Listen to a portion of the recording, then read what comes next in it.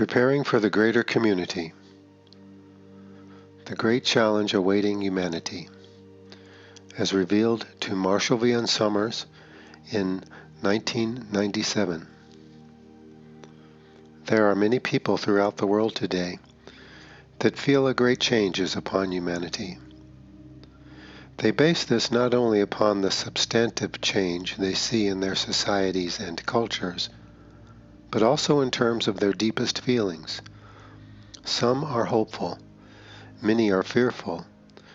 Some only speculate that greater rewards and success await humanity, while others forecast a great calamity is coming.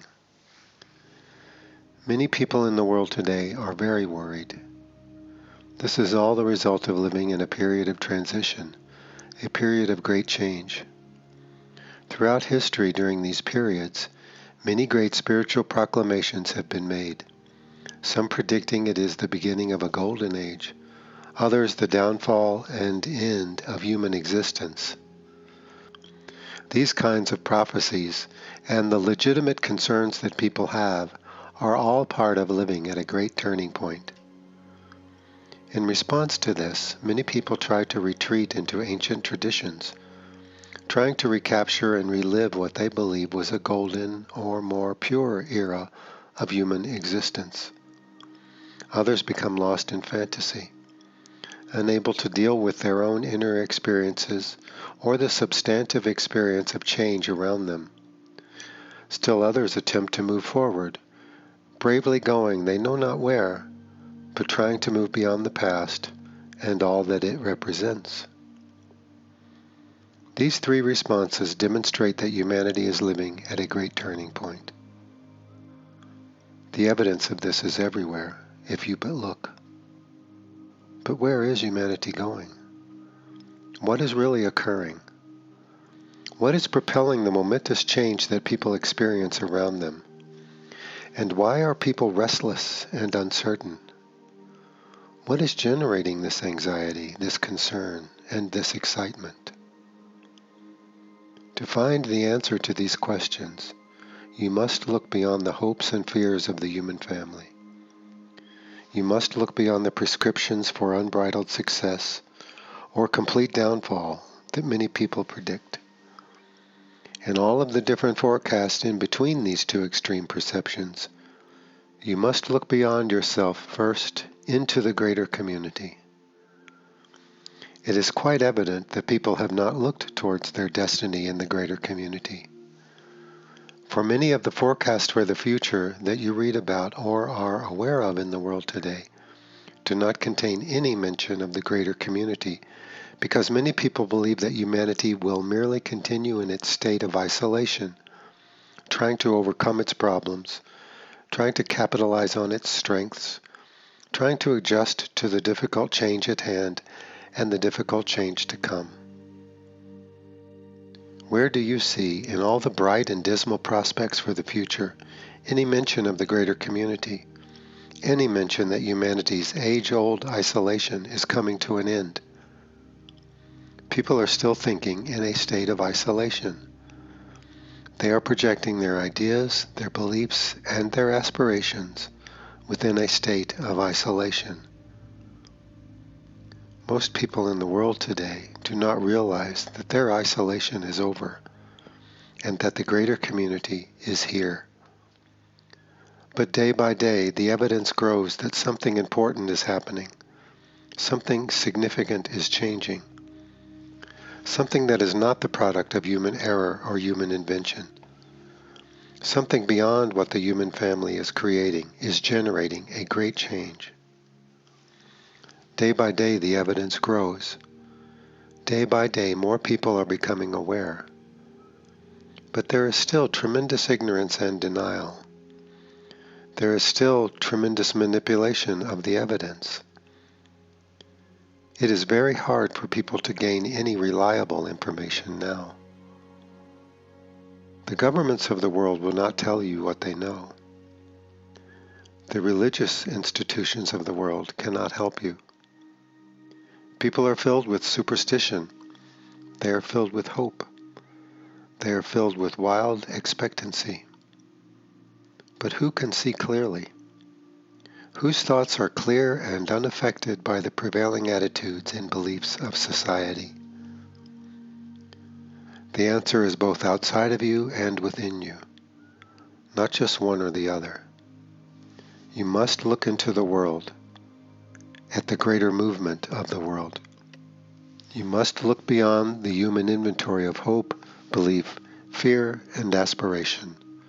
You must look beyond the human family to find that humanity is no longer alone, even within its own world. To find that the greater community is here and that your isolation is over. To find that the world of humanity is preparing for a great turning point. A turning point that will forever change the destiny of humanity and the outcome of human endeavor. You must look into the world with new eyes, not with eyes of hope and longing, not with eyes of fear and trepidation, but look to see what is there, to take the time and the energy to really look and see what is there. Most people will not give this time. They are too afraid of their own uncertainty. They do not want to experience the confusion that anyone would experience as they are trying to penetrate the mysteries of life. They will simply choose a position that is agreeable and maintain that blindly and without thought or consideration. Look into the world. Feel what is happening there. Ask yourself, are we alone in the world? Is humanity alone in the world? Is humanity now fully in charge of its destiny? And look within yourself, not to what you think and believe, but deeper, into your deeper mind, into the mind of what is truly known within you. Here you will find the substantiation as well. For what is most true within you is connected to what is most true outside of you, just as what is untrue or false within you is connected to what is untrue and false outside of you. But to look in this way, you must look and be patient. You will not have the answer immediately. You must penetrate. You must go deeper. You must understand. You must take the time. This is necessary even to begin to comprehend and to experience what is happening, and to prepare for a future that will be so unlike the past. Who will give this time and consideration to the meaning and destiny of their life, and to the reality and destiny of humanity as a whole? To see in this way, you must have young eyes. If you are trying to substantiate a life full of learning and ideas, you will primarily seek to substantiate what you already believe and what you already hold to be true. If you look out into the world, but your mind is made up about the nature of reality and the destiny of humanity and the causes for human change and evolution, you will not see the evidence even though it is all around you. To see truly, you must see with open and young eyes. That does not mean that you have to be young, but it does mean that you have to be willing to be shown something you have never seen before, to see something you have never seen before, to feel and experience something you have never seen and experienced before, and to have your own ideas challenged, no matter how much you have invested in them. If you cannot see, you cannot know. If you cannot know, then you will not know how to respond correctly and appropriately. If you do not know how to respond, then you will respond like everyone else, in a predetermined and prescribed manner, according to your conditioning or according to the influences that influence you even at this moment. It is incredible that people are not free, but they think they are free. They believe they are free, but they are not free. Just because you are not in prison, just because someone is not standing guard at your door, Just because you have some rights within your society does not mean you are really free. If you cannot see, if you cannot know, if you cannot experience what you most deeply experience, if you cannot see what is happening in the world around you, in the bigger picture beyond your own little personal sphere, if you cannot see these things and feel these things, you are not yet free. And freedom is calling for you.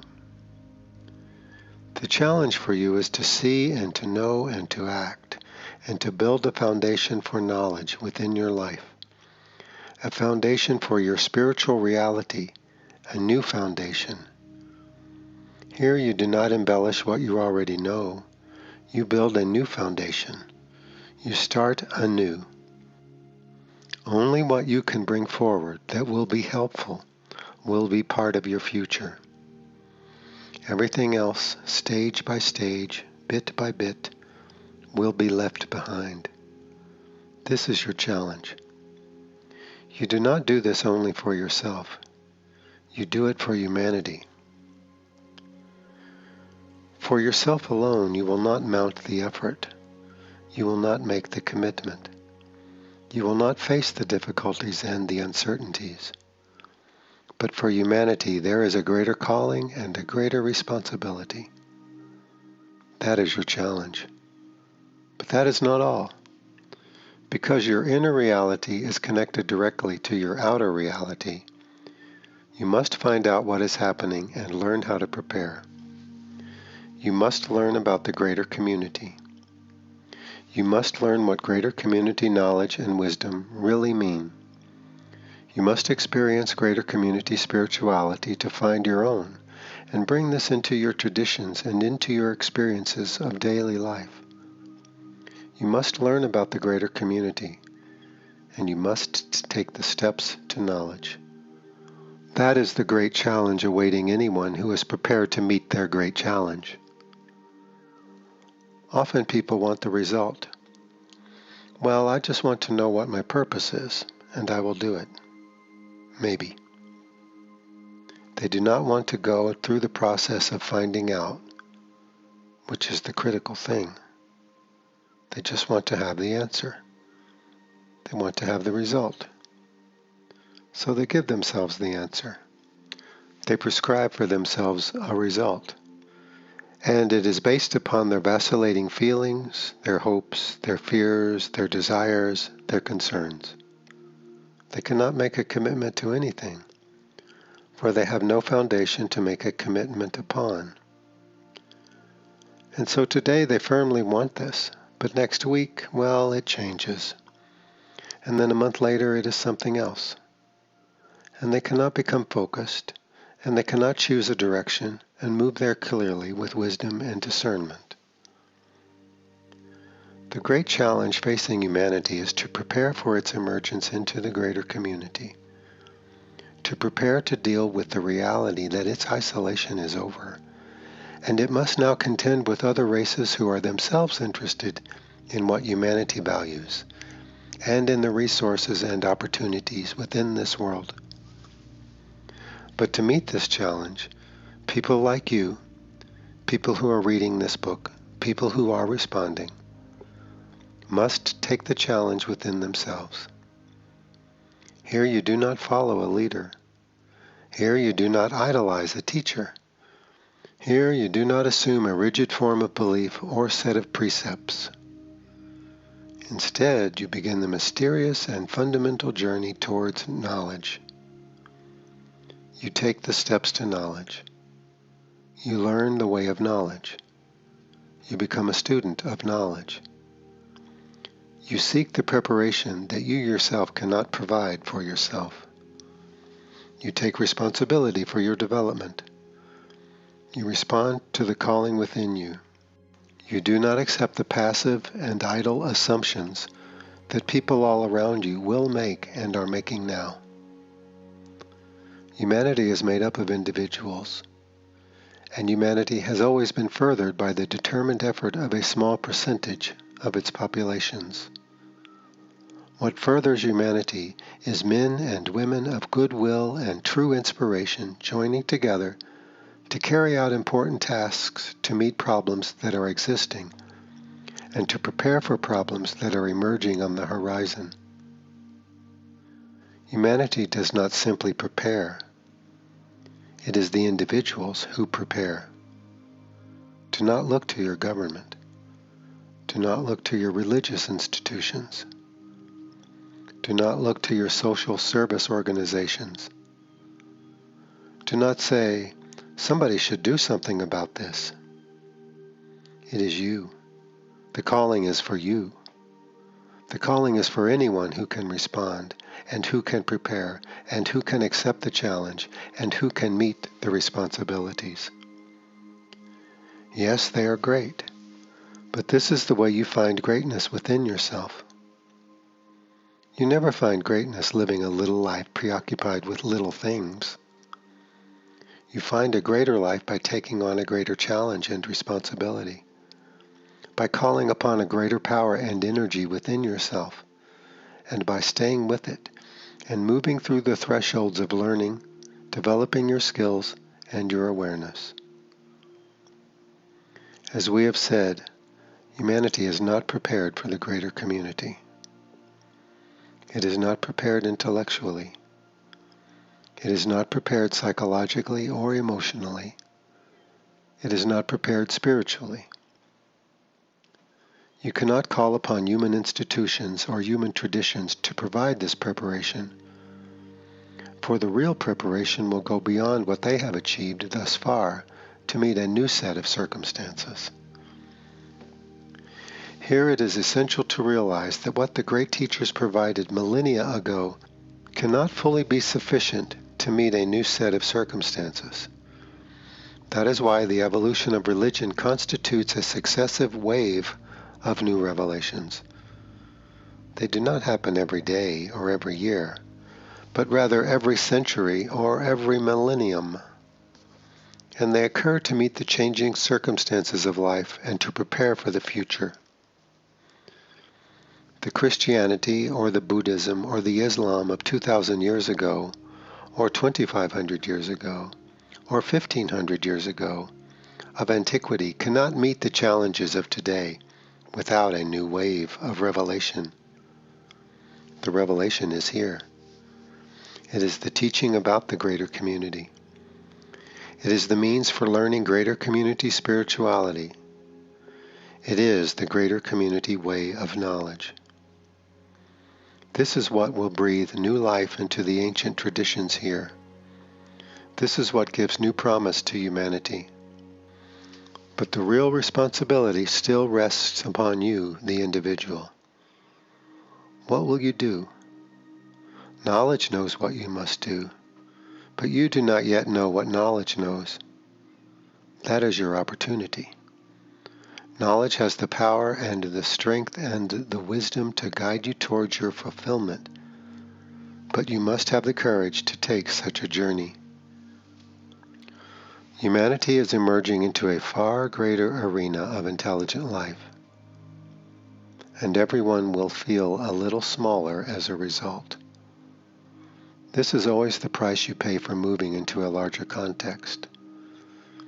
Instead of being an important person in your village, you are now a small person within a larger community. Everyone will feel very small and vulnerable as they come to realize that their isolation is over and that the greater community is here. They will recognize their helplessness. They will see that they cannot control events. They will see that they cannot even control their responses. And that is why there is so much denial in the world today. People want to maintain their sense of control and authority, even though the circumstances of their lives have changed dramatically. Who can face this? Who can face this with the understanding that this is a saving grace? It is easy to become afraid. It is more difficult to engage with your own courage. Humanity is way behind schedule in its preparation for the greater community. It was hoped by the greater spiritual forces that are overseeing the well-being of humanity that more progress would have been made. But humanity is lagging. Its self-preoccupation is so complete that it cannot see beyond itself. For instance, it has only been in recent years that it has finally taken any responsibility that it lives in an environment that must be rejuvenated and protected. There are individuals who for centuries have known this. Every good agriculturalist knows this. Every good woodsman knows this. But finally, there is a collective sense of responsibility. And how long has it taken for this to come about? And how late is its emergence? If you feel restless, if you feel something is moving within you and you cannot get comfortable, and no matter how many pleasures and enjoyments you give yourself, you cannot seem to settle down. If this is the case for you, then you know something, and you are responding to something. And perhaps there is a sense of urgency within you that you cannot account for personally, because you seem to have enough in most arenas to be a relatively satisfied person. Why the restlessness? Why the sense of urgency? Why the care and the caution? Why the disturbing feelings and emotions? Is it because you are fundamentally flawed? Is it because you had an unhappy childhood? Is it because your life is not perfect? No. Look beyond. Look deeper. You feel that you are responding to something. This is what it means to be responsible, to be able to respond. It is responding to something within yourself very deep, and something beyond yourself, way beyond the parameters of your personal life. Before it begins to storm, the animals in the forest become quiet and seek refuge. They change their behavior. They respond even though the storm has not begun. You respond too, but your responses often go unheeded and unfelt. This is your natural honing device that keeps you connected to your environment. But within modern peoples especially, this natural instinct, this natural capability, has been greatly diminished and damaged. It goes unrecognized. People will go about their daily lives as if nothing is happening, even though the entire circumstances of their lives have changed. People do not prepare for the future. They do not prepare for growing older. They do not prepare even for the necessities of their lives because they are not responding to the signs and the cues that they need to respond to. The greater community is in the world today. It is hidden, but it leaves its evidence everywhere. It is there for you to find, but you must look. You will not see it in your newspapers, for they are not allowed to print such things by and large. There is a general amnesia over human society, particularly in the more developed nations that one would think would be more educated and more well-informed. The great challenge awaiting humanity is not only the presence of the greater community, but the requirement that humanity begin to account for its changing circumstances and to become aware of the elements in its environment and circumstances that are producing such a fundamental change. This leads you right to the greater community. It leads people everywhere to consider something they have never had to consider before. Your parents did not have to consider this. Your ancestors did not have to consider this. They had other problems, some of which you no longer experience. But you have problems that they never had to experience. To be able to respond internally, you must go beyond all of the conditioning that you have received in your education and in your life in the world, which is very substantial. You have to rise above it, You have to go beneath it to find that responsibility within yourself. The greater community brings great risk to humanity, but it also brings the saving grace requiring a greater education, a greater spiritual attunement, and a greater set of abilities. It puts everyone in the world in the same boat, rich or poor. No matter what country you are from, you are faced with the same problem. This equalizes the inequities that exist and provides a foundation for cooperation that simply did not exist substantially enough before. The reality of the greater community, the need to create a greater community understanding and perspective, and the need to learn greater community spirituality are the very things that will provide the foundation for cooperation for humanity. It is not simply that humanity everywhere is facing a grave threat. It is also that you have now the opportunity to develop the foundation that will solve most of the world's problems today and will prepare and enable you to deal with the greater problems that are awaiting humanity in its emergence into a greater community of life. If you respond to the greater community just with fear and anxiety, you will not be in a position to know.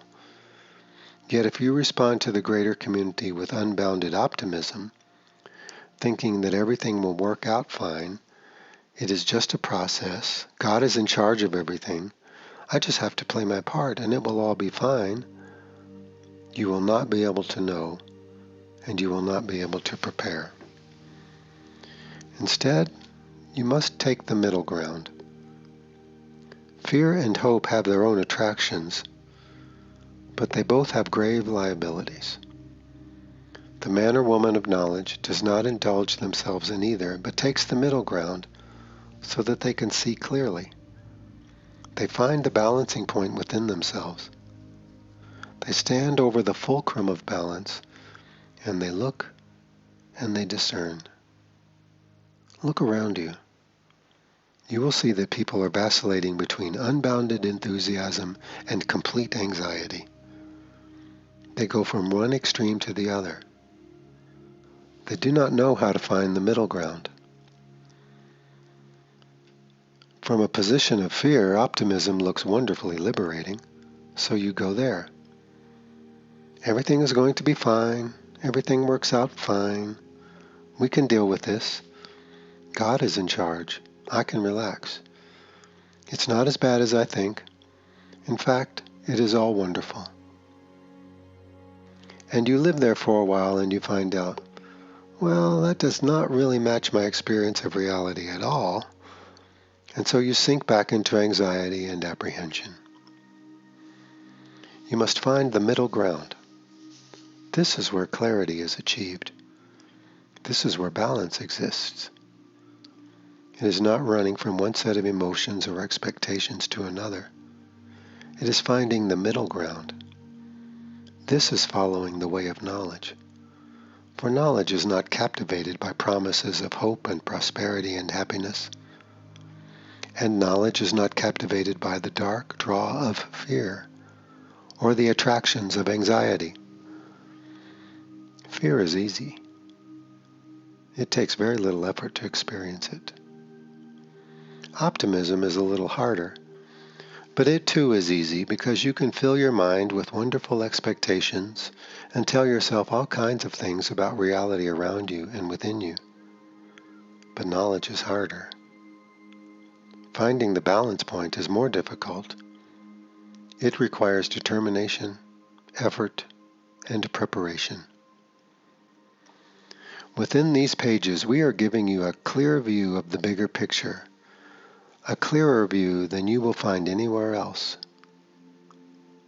We do not say all this to overwhelm you, but to incite a deeper response and a deeper knowing within you, a knowing that you already have.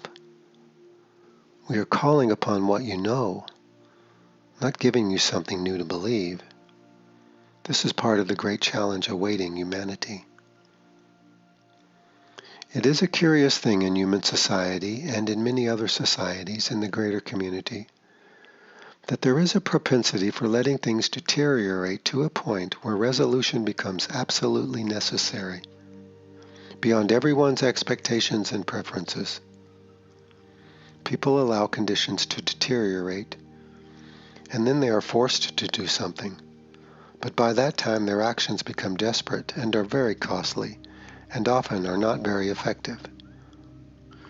Whereas the man or woman of knowledge seeks to eliminate the problem once it is first recognized, the person without this great foundation will allow things to deteriorate and then will make drastic efforts to address it, often without good results.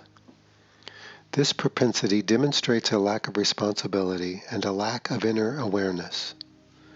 It demonstrates a lack of social cohesion in human societies and a lack of respect for the great impact of your environment, your mental environment, and your physical environment. The coming of the greater community will change all this. It will require it. When people simply want something, well, that is not quite enough. But when it must be done, it must be done. That creates the impetus. The man or woman of knowledge is governed by what must be, not by what they want or prefer. Desires are weak and vacillating. Preferences are based upon personal wishes. They are not based upon the realities of life or the movement of knowledge within the person. The great challenge is this. Humanity must prepare for the greater community and must gain a greater and more pure spiritual foundation and must establish a basis for cooperation and union amongst the human family if it is to survive and maintain its self-determination in the greater community. It is a must situation. It is not something where you say, well, it is a problem, but we will get to it someday. With that approach, by the time people wake up, it will be too late, and the damage will already have been done. It is the same challenge in so many other areas of human life. The degradation of the natural environment, the extent of poverty and social unrest in the world, the improper distribution of resources. These are all problems that are growing in scope day by day, and there is not enough responsibility in the human family to fully face and resolve them. The torch of truth is being carried by individuals who are ignited with the truth, but their numbers, though growing, are still not strong and great enough.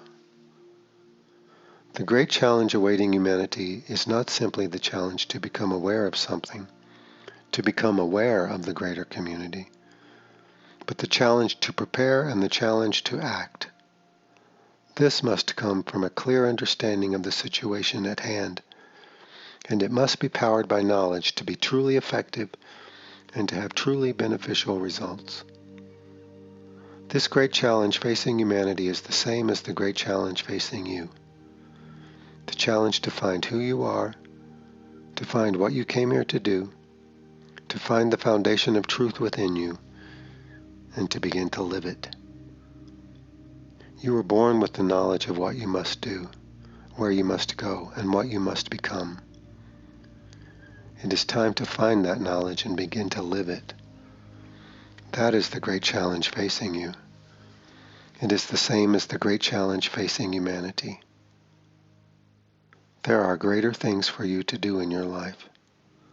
There are greater things for humanity to do. There are greater things for you to become aware of. There are greater things for humanity to become aware of. There are important things for you to know and to realize. There are important things for humanity to know and to realize. It all begins with the individual. Do not look to your governments and institutions. They are paralyzed by the past. They are paralyzed by their belief in the past, and often they are not free to respond to the future, for they are being influenced and dominated themselves. It comes from the individual. This is where innovation occurs. Whoever you are, wherever you work, whatever your circumstances in life, this is your great challenge. The greater community is in the world today. It is seeking to gain influence to establish itself here. It is affecting people in the mental environment, and it is genetically attempting to bond with humanity. It will take advantage of the conflicts in human governments and the contradictions in human religions to gain influence here, to pacify those who have greater strength and ability, and to maintain the current illusions of humanity, so that it may continue to build its presence here without human intervention. Yet you also have allies in the greater community, and we shall speak on them later in this book, and their importance to you as an individual and to humanity as a whole. For you will not be able to emerge into the greater community without their assistance, and you will not be able to prepare for your new life in a greater arena of intelligence without finding the preparation that will make this possible. Let us now focus on the preparation itself and what it involves, what it requires, and the great rewards that it offers you. To be aware of something is not enough. You must prepare to meet its challenge and its opportunity. Then you will be able to deal with the greater community and benefit from its presence, and use it to gain strength and integrity, and use it as a foundation for union and cooperation in the human family.